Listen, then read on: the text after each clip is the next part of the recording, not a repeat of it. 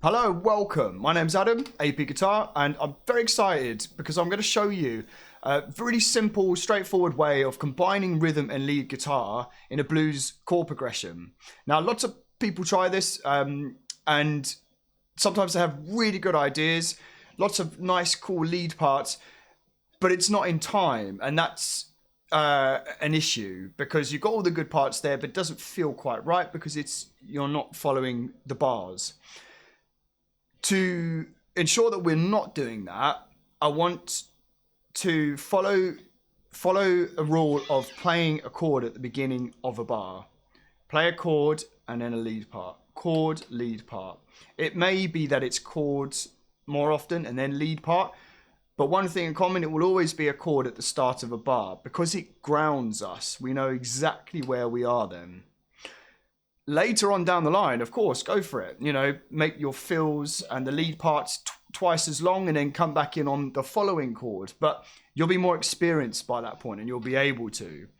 Hopefully by doing this and me telling you that I'm saving you some time. All right. Super simple. In the key of A, I'm using my Fender Strat. I'm on a clean tone and I've got the neck pickup selected. All right, so starting with A, E, A, fill, A, E, A, fill, D, A, D, A, E, A, fill, E, chromatic run, A, E7 and build up. So look, we're using a few different things. We've got some open power chords here, fills here, 7th chord, chromatic run, and then an open E7 at the end. So what I'm saying is we're combining quite a few different techniques here.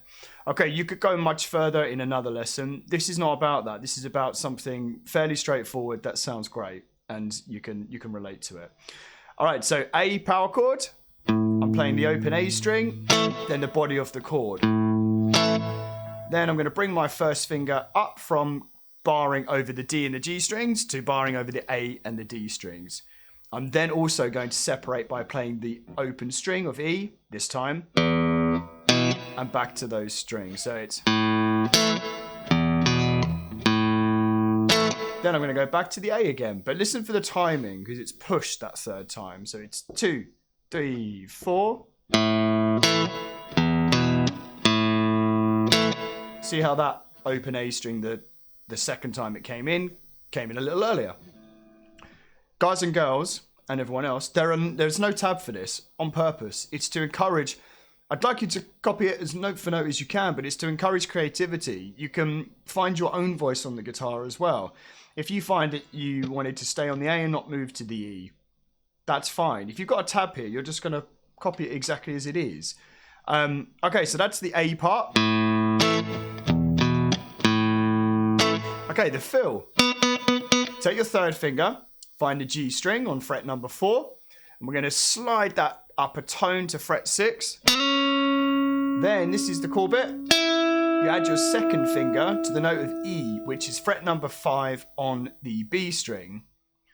Once you've done that, you then play the G again, slide it, play it and slide it back to where we came from, and then pull off to your first finger on fret 2. So that fill in its entirety is...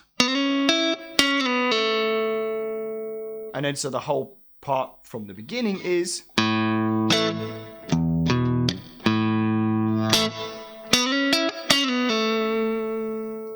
Then we play all of that again.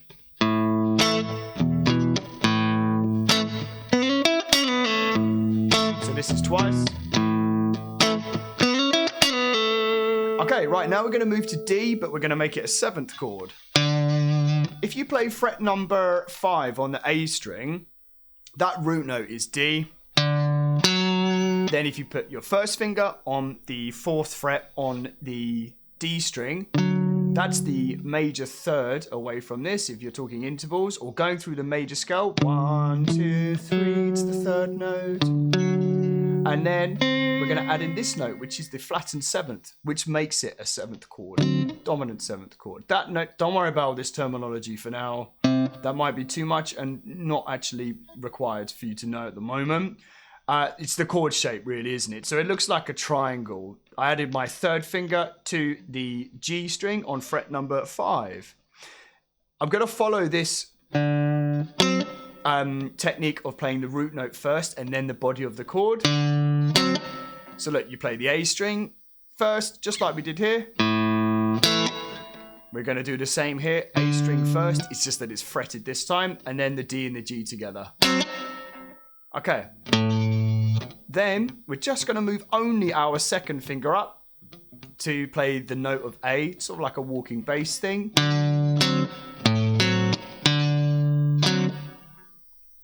Okay.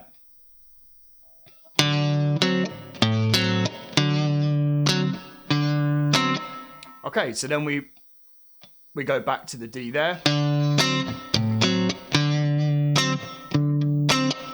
And then we play the D again. So it's D, A, D, D. Always bass note and then body of chord. That's what I'm doing. And again, like I say, this is where I do encourage you to play around with it and make it your own if you want. So you don't have to just stay there. You can go. I went back to the A again. 1, 2, 3, 4. It's one bar, we want to stay there. Then we come back to the A again. Just once that time. There's twice at the beginning.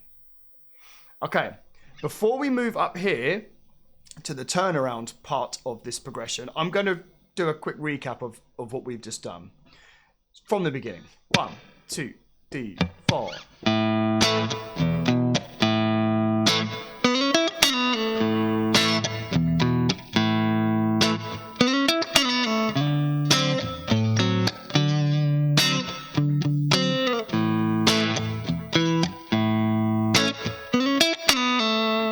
Okay, right, now, that chord shape that we played here, and I told you it was D7, aka D dominant 7, we're going to move it up to E this time, which is fret number 7 on the A string. So, bass note, chord, bass chord. Then move the whole shape down just one semitone or one fret and play the whole chord once, because we don't have long enough on that chord to play it longer. And then we go down one more fret or one more semitone so that your root note or your second finger is on fret 5. What we've done there is we've traveled chromatically. Chromatically means one fret at a time. Very bluesy thing to do.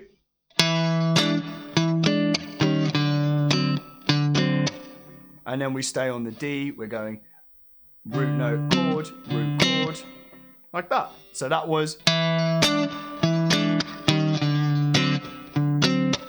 Then we're going to go back to back to A again, but it's slightly different right at the end. So bass chord, all on the A. And then we're going to come into this chord, E dominant 7 at the end. It's an open chord, as you can see. First finger, fret number 1 on the G. Second finger, fret number 2 on the A. And then, because it's an E something chord, we're going to strum all 6 strings. We're going to build up as well. Like that. All right, so the whole thing again, we've got 1, 2, 3, 4.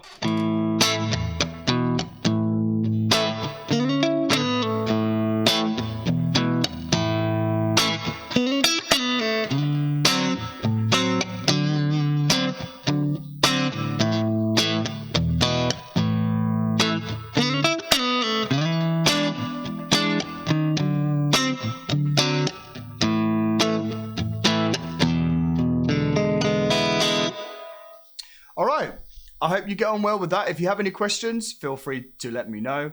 And if you'd like to know more about any of my lessons, my pocket coach, my video courses, then please visit www.apguitars.co.uk. Any questions, give me a shout. I'll be happy to help you out. Thank you so much for watching. I hope it's been useful, and I hope we can get you playing some starter beginner blues.